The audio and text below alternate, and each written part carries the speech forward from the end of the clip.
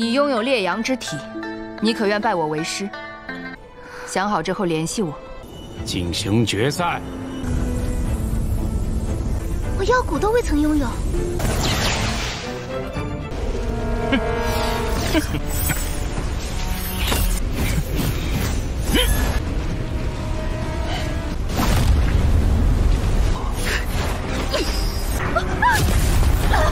只此妖修一定不会安分。 Halo guys, balik lagi bersama Mimin from Zero. Di video kali ini Mimin bakalan kembali melanjutkan alur cerita Donghua berjudul Alchemy Supreme episode 149 ya. Seperti biasa, sebelum masuk ke recap ceritanya, buat kalian yang menonton video ini tapi belum subscribe, tolong di subscribe dulu ya guys. Dan jangan lupa nyalain lonceng biar nggak ketinggalan update terbaru dari channel From Zero. Playlist untuk Donghua ini juga udah tersedia bagi kalian yang baru aja bergabung dan belum nonton episode sebelumnya ya. Ya udah deh, nggak usah berlama-lama lagi, langsung saja kita ke recap ceritanya guys.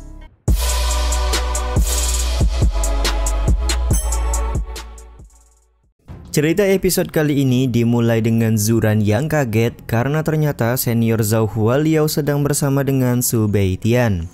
Sementara itu Qianlu menanyakan apa yang dimaksud dengan tubuh terik matahari dan siapakah senior yang berada di hadapannya sekarang ini.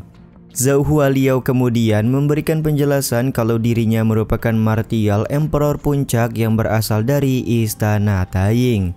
Tentu saja hal ini membuat semua orang kaget termasuk Su Beitian. Bang MC merasa kalau seorang praktisi ranah martial emperor sudah sangat jarang ditemui di kekaisaran Xingluo. Dengan ranah Zhao Hualiao yang sudah mencapai martial emperor puncak, maka dia bisa menggulingkan kekaisaran Xingluo jika memang ia menginginkan hal tersebut terjadi.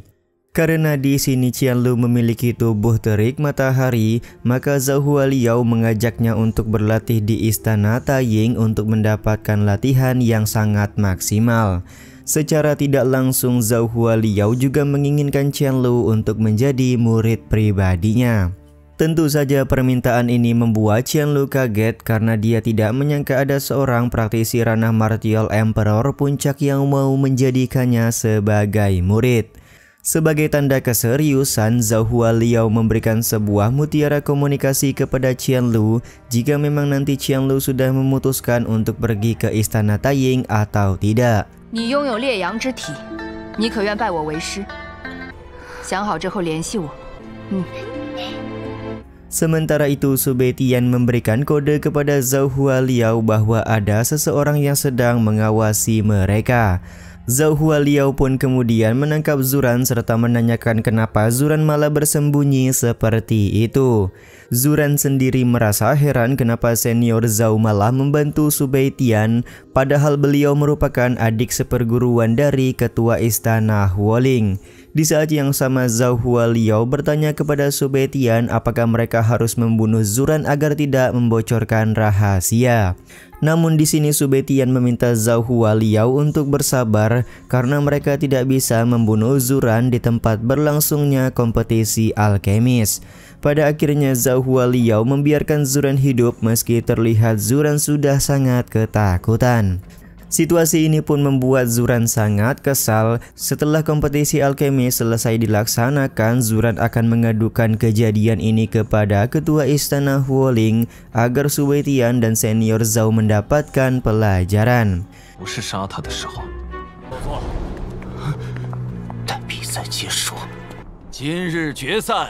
Singkat cerita, final kompetisi alkemis kota kekaisaran akan segera dimulai. Para peserta diberi waktu 12 jam untuk menyempurnakan pil dan mereka dibebaskan untuk memilih bahan pembuatan pil tersebut. Barang siapa yang membuat pil dengan kualitas terbaik maka akan memenangkan babak final kali ini. Dan tentu saja pemenangnya akan mendapatkan harta nasional kekaisaran Xingluo, yaitu api langit Lancian. Sementara itu sepupu dari Su Beitian bertanya hari ini Su Beitian akan membuat pil dengan jenis apa. Su Beitian berkata bahwa dirinya tertarik untuk membuat pil langit Jinghong, namun jika waktu yang diberikan tidaklah cukup maka dia akan membuat opsi kedua, yaitu membuat pil kualitas terbaik yang lain. Terlihat Mu Rongqing tampak menghampiri Su Beitian untuk memberikan doa agar Su Beitian memenangkan kompetisi alkemis tahun ini. Di saat yang sama Zuran hanya tersenyum karena dia sudah menyusun rencana jahat untuk menyingkirkan semua peserta termasuk King Su Beitian. 北天表哥， 炼制刀丹的时间不够， 晴儿预祝苏先生夺魁。 Sementara itu, penasihat juga meminta semua peserta untuk segera bersiap memasuki ruangan yang dibuat khusus oleh api langit lancian. Tentu saja hal ini membuat semua orang takjub karena api langit lancian bisa membuat ruangan internalnya sendiri. 进行决赛， 我腰骨都未曾拥有。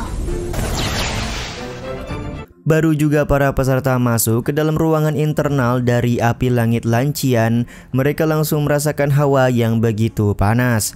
Di saat itu pula Zuran tertawa karena setelah dia berhasil mendapatkan api langit lancian, hal yang pertama akan dilakukan oleh Zuran adalah menumbalkan Su Beitian sebagai tungku pemurnian. Su Beitian pun hanya tersenyum mendengar ocehan dari Zuran tersebut karena Bang MC merasa Zuran tidak akan bisa melakukan hal tersebut kepadanya. Bang MC kita pun langsung mengeluarkan tungku pembakaran untuk memulai pembuatan pil langit Jinghong.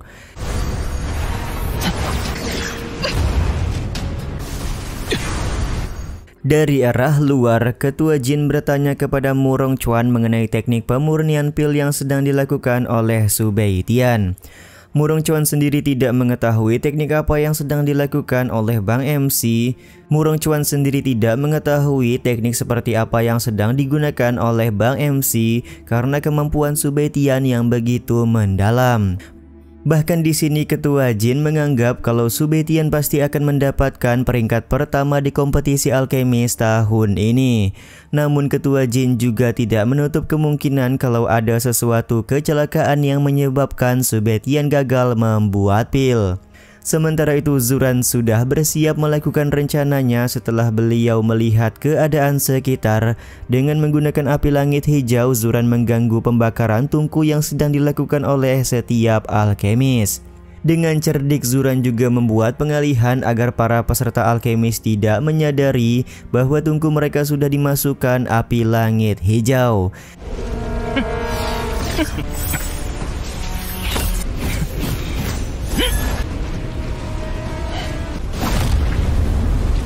Dan akhirnya petaka yang tidak diinginkan oleh semua orang pun terjadi, yang mana tungku setiap peserta mulai memunculkan api langit hijau yang tidak bisa dikendalikan. Satu persatu tungku dari peserta alkemis mulai meledak. Situasi ini pun membuat Ketua Jin sangat marah. Dia sudah menduga bahwasanya Zuran merupakan seorang kultivator jahat yang akan mengganggu jalannya kompetisi.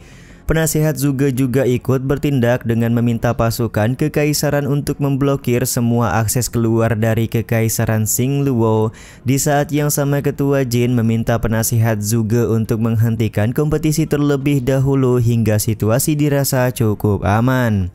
Namun di sini penasihat juga menolak usulan tersebut karena dia ingin melihat situasinya terlebih dahulu. Sementara itu Feng Tian tampak tersenyum karena sepertinya Su Beitian akan gagal dalam kompetisi kali ini.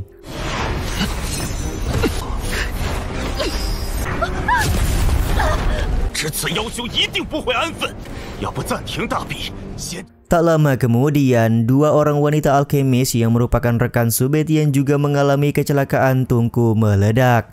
Di saat yang sama Zuran merasa kalau para alkemis belum semuanya mengalami kejadian ledakan tungku, jadi beliau akan menambah kekuatan api langit hijau agar mereka semua cepat tereliminasi.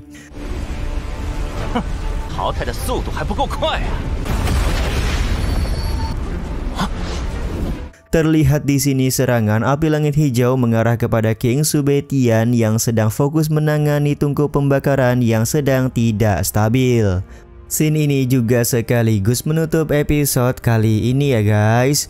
Ya udah deh, sampai di sini dulu aja video kali ini. Mohon maaf jika masih banyak kekurangan dan kesalahan dalam penyampaian kata-kata ya. Terima kasih untuk kalian yang udah pada nonton dan jangan lupa subscribe serta nyalain loncengnya ya guys. Mimin selaku penulis narasi, tukang voice over dan tukang edit video pamit undur diri. Salam hangat, see you in the next video. Bye bye guys, see you next week.